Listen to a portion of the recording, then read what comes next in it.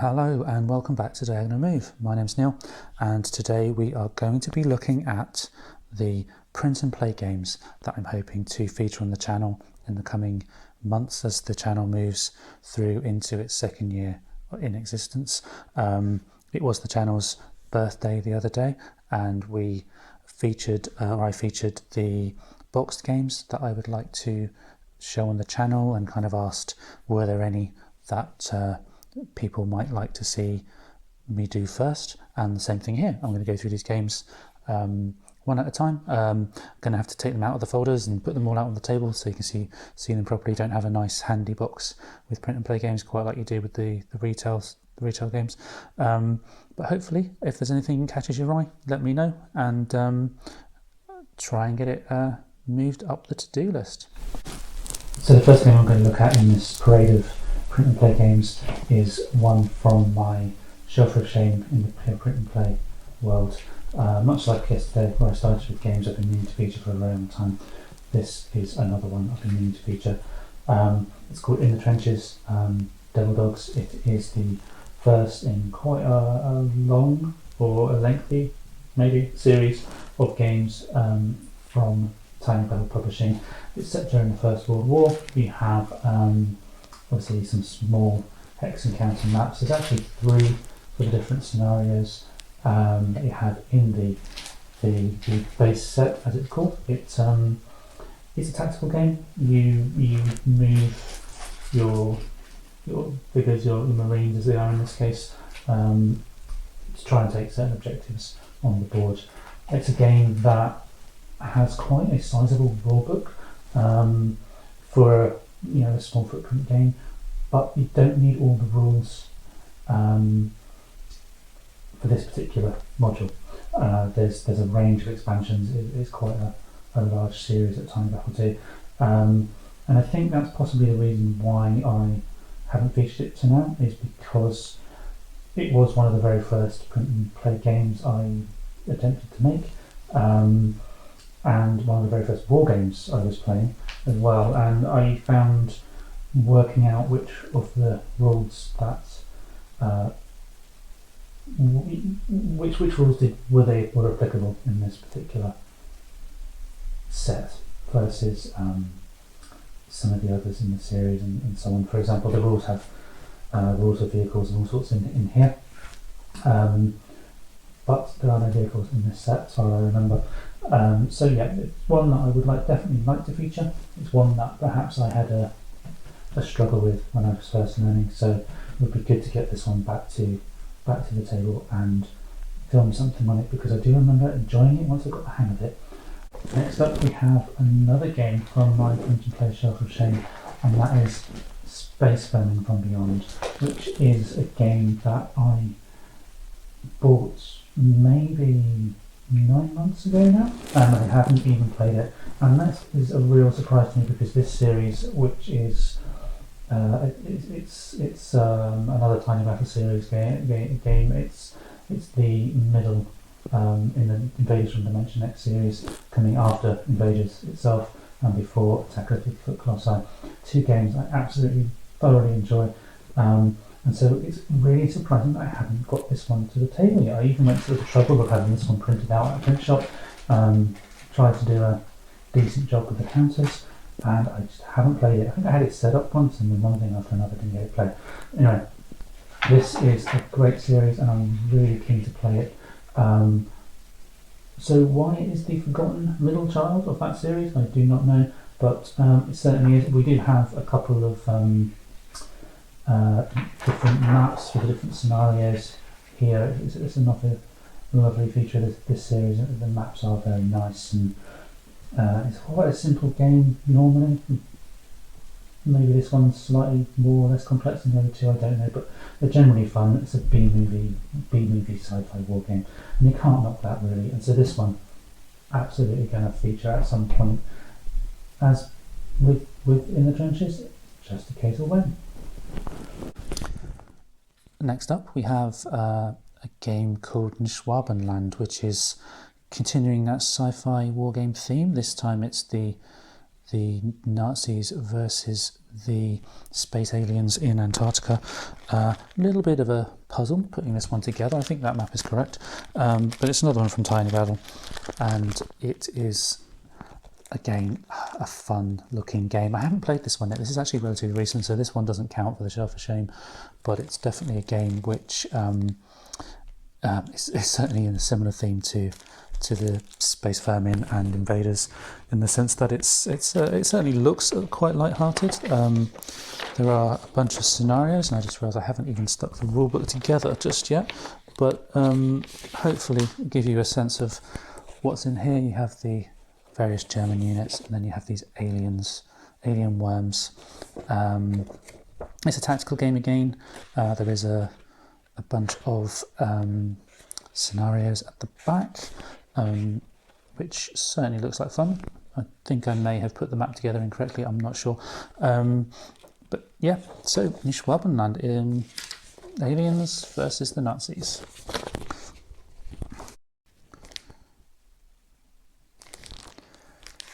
Moving away from Tiny Battle for a moment, we are looking now at Hollandspiel, another independent publisher whose games are absolutely wonderful.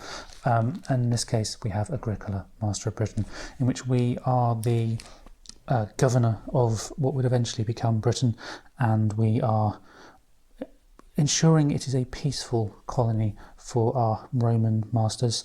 And it's a game where you need to achieve a certain point tally by a certain point in the game, making it quite a puzzly sort of game rather than a purely war game approach, although there is combat in it and so on. Again, another game that I'm really keen to get to the table at some point. This one is also part of a series, although I don't have any of the others at the moment. I think the others are, top of my head, I think it is Aurelius, I think, and there's another one, I forget now. But it's part of a series, enjoyable little solo game set in Roman Britain. It's probably no secret that I'm a huge fan of print and play war games. However, that's not the only genre that I do enjoy printing and playing. This card game in front of you at the moment is called 12 Patrols, and this is actually a free download from P&P Arcade, or at least it was at the time that I got hold of it. And what it is, it's a puzzle game where you use dice and cubes and you fill in the gaps here based on what is shown on the symbols on the cards, and you have to ensure that all the rows and columns all have the correct the combinations on there. It's a Chinese puzzle of a game, and I would like to feature this one fairly soon, because it's a nice, simple to learn but challenging to master game, and really you can't go wrong with a free download, can you? There are a few similar sorts of games over on P&P Arcade which you can pick up for free just to try out. Obviously not typically war games, but if you're looking for something different that you can just print out quite quickly, and the quality is great. I mean, the artwork is really cool, apart from the fact my printer has messed it up a little bit, but honestly, really would like to get this one up and running fairly soon. So that is 12 Patrols. One of the games I featured last year was a game called Sprawlopolis, which is a truly fantastic city building game. And here in front of us we have the sequel, Agropolis, which brings in farmland and animals and various other things into the game. This one is brand new, fresh off the printer almost, so I haven't played it yet, but the first one is so good that I have high expectations for this one, shall we say, and in particularly because we can actually combine them into Combopolis, which is a mix of Sprawlopolis and the Agropolis sequel. So looking forward to this one very, very much. And this is another game. This one's Button Shy, the company that produced this. Super simple to make if you're looking to try a print and play game. but so much fun. And this is a game that that would work, certainly Agropolis anyway, is a game that works superbly solo and multiplayer. And this is, I believe, more or less the same mechanics and the same principles, a few tweaks and quirks and what have you, but it's certainly set in that same Sprawlopolis universe. So this is Agropolis and it's Combopolis, which combines the two. Another game which is fairly fresh off the printer is The First Jihad, which is a game published by White Dog Games, and it is in what I believe is called the States of Siege system. I've not played one of these before, but you have certain tracks, and in a normal States of Siege game, the enemies come towards you. However, in this one, the enemies are coming out from the Arabian Peninsula here, and it covers the spread of Islam during the period of history that happened in. It's 634 and so on, it says here, with all these different cards to make and so on. And this game is the start of the bigger games that I think I'm going to be showing during the rest of this video. What I like about this game is it's an unusual period in history to show compared to certainly the other games that I have. Don't really have a great many games set outside of the Mediterranean, the immediate Mediterranean kind of sea, or well-known conflicts such as World War II and various things like that. So to have a game which features something a bit different is quite nice. I'm quite keen to get this one to the table. There is a whole bunch of these States of Siege games, and so if the theme doesn't strike you, there's loads. I think White Dog do about 10, and then there's a whole bunch of other people make them as well. But this one certainly seems like a very interesting period of history to do a game about. And it's set between 632 and 750. It says it in the corner there. But yeah, this one I am keen on. It'll be interesting to see how it works, and how the theme is represented by the game. But yeah, we'll see. I'll let you know. Probably feature it on the screen. Almost bookending the last game, the First Jihad, which was about the expansion of Islam during the 7th century. We then have the Reconquista, which is the game is called the Reconquista, the struggle for Moorish Spain. It's another White Dog Games game. I confess I know not very much about this particular game. I have played Dave Kershaw games before. The one I featured recently, World War Z, which is a lot of fun, was by that designer and the publisher. So I picked this one up purely because the period of history seems very interesting to me. I have been to various parts of Portugal, and it's interesting to see that Moorish influence on the country, and that is because of the period of history immediately prior to the Reconquista. And this period lasted quite some time. It wasn't a simple sudden reconquest or anything like that. It wasn't a crusade as such, but it was a long period of time where the what is now Spain and Portugal was reclaimed by the Christian world. I'm not sure what period that was off the top of my head. I'm sure it's in the rulebook somewhere. But we do have sort of some counters here, different size counters, which again is a little bit of a feature of White Dog Games so far. You have one size for the buildings and another size for the units. Very simple game to put together from a P&P point of view, it looks like. Not sure how it plays, but again, if it's anything like the previous game by this designer that I've played, it'll be a lot of fun. and another very interesting period of history from my own personal point of view. Next up, we have a game that I haven't even begun to make yet. It's a game called Red Menace, and it is about the air war, or a potential air war, between the US and the Soviet Union. And it's a game. I don't have many games like this where you launch missions and build up your fleet of if that's the right word, of air units or combat units. But what you do is you do have these different fighters and ground assets and submarines and so on, and you go on. You have missions, and when the rest of the game is made, there's a what's the phrase? Like a mission chart that you keep track of, and you keep track of various stats and so on. So it's one of those narrative type games. You do have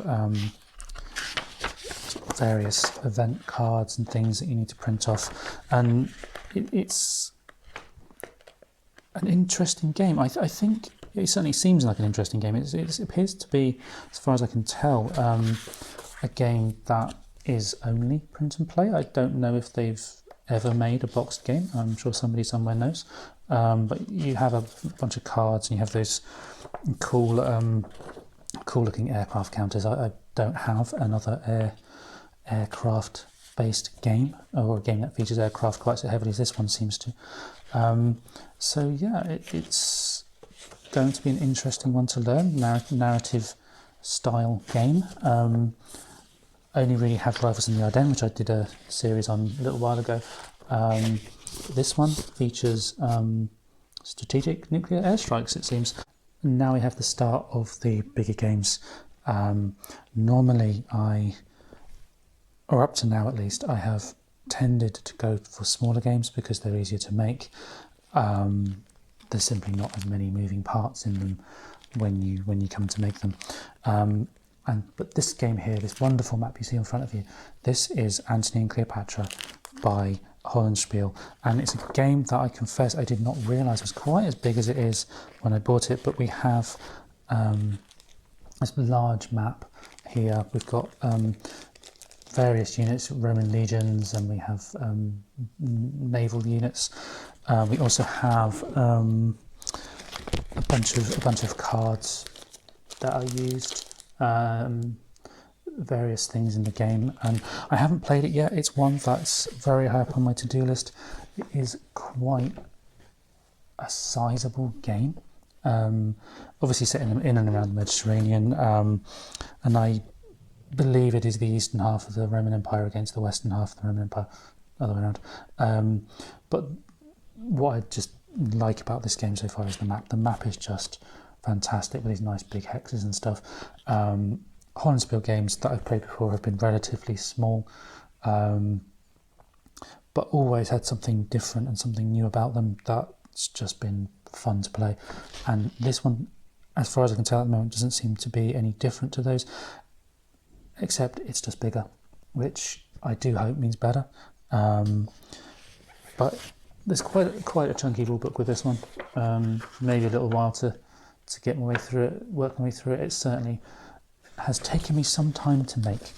I think that's one of the things with print and play games is they just take time to make, especially these big ones. And so maybe perhaps the output on the channel can be a little bit erratic at times, and that's partly because of how long it takes to make some of these games.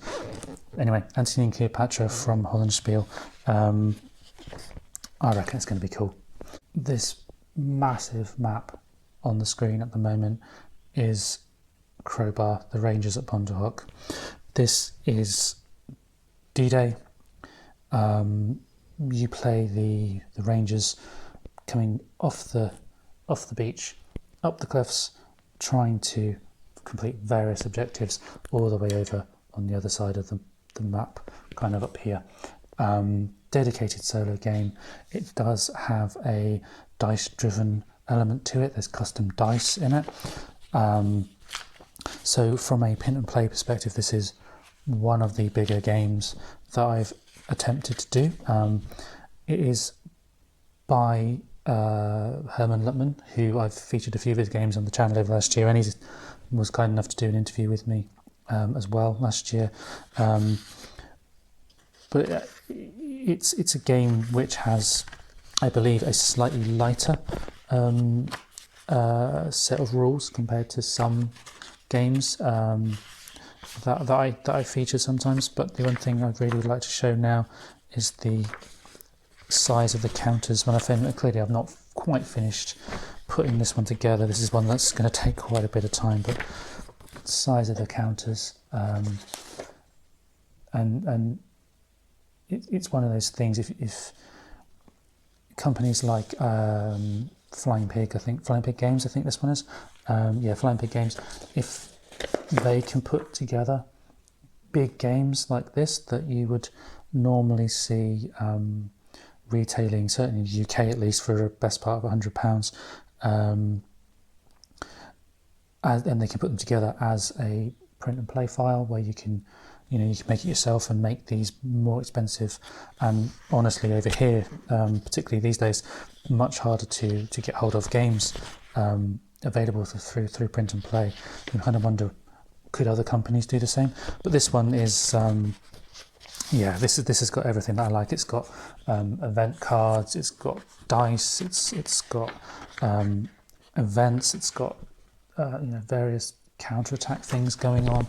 It's obviously historically based, and it has custom dice, which I haven't made before. But you have to stick these little things here onto the dice, and then you use those dice to help determine the actions of your soldiers as they're coming up the beach. Sounds like a lot of fun. It really does sound like a lot of fun. It's going to take a while, I think, to get this one to the table, because this is one of the biggest games I've attempted to make. The biggest is coming up in just a moment, and I'll get to that shortly. I'm a sucker for a good war game map, and this map in front of you is just a masterclass in how to do a fantastic war game map. This is Armageddon War. It's from Flying Pig Games again. It's another massive game. There are actually two of these maps that are equal size in the game. The counters are huge.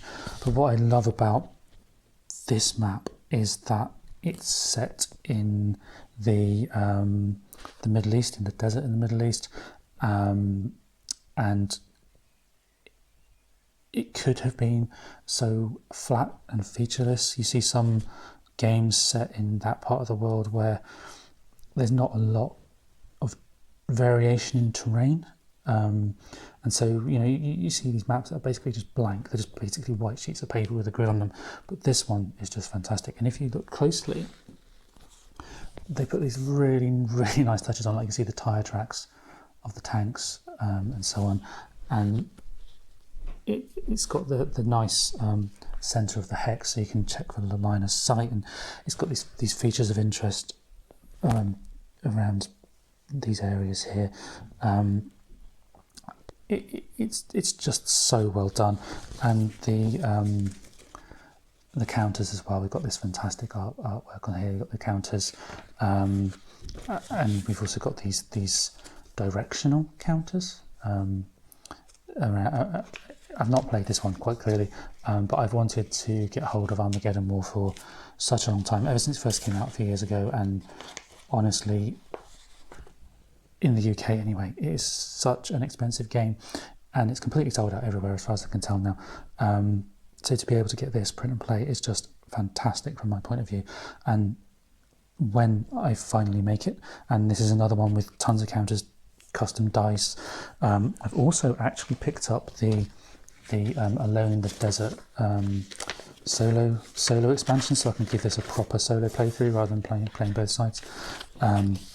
This one's definitely being featured. I've just whacked the camera there with my excitement, but I can't wait to play this one. I really can't wait to play this one. If you would like to see me play this one before some of the others, just ask, because it's going to appear at some point. I certainly hope that this game is as good as I'm expecting it to be. And to be able to play it solo as well is great. Obviously the custom dice bits there. Yeah, really excited to play Armageddon War. Set in the near future, 10-15 years from now, I think. And it is the forces of the US and the Russians, and I think it's Islamic State are in there, and some various other factions. It just seems like such a different, interesting game with just some really neat features, which I obviously don't know well enough now to go into in too much detail, but to get this type of game print and play is fantastic, because chances of me getting this, if it was retail, is very slim due to just A, how hard it is to get hold of over here, and B, how expensive it is in the boxed version. Give you an idea, I think it's more expensive than Crowbar. I think it's over £100 for this particular game. And I mentioned it before, but if games like Flying Pig Games can make these big games available print and play, I just wish people like the bigger names, the bigger companies, would be able to do the same thing as well, because it just makes the game available to those of us who might struggle with accessibility of some of these games without this function. So I think it's brilliant that they do this, and I'm so looking forward to playing this one. But I've waffled on enough now. That's probably more than enough print and play excitement for me for one day, so I will leave it here. If you sat through this so far, thank you for watching. Thank you for supporting the channel over the last year or so. If there's anything that you've seen me show either in this video or in the last video where I looked at the box games, do let me know, and I will try to prioritise those ones that seem to have some demand for them, rather than me just getting overexcited. Anyway, that's enough from me, and I'll see you next time. Thank you again for watching.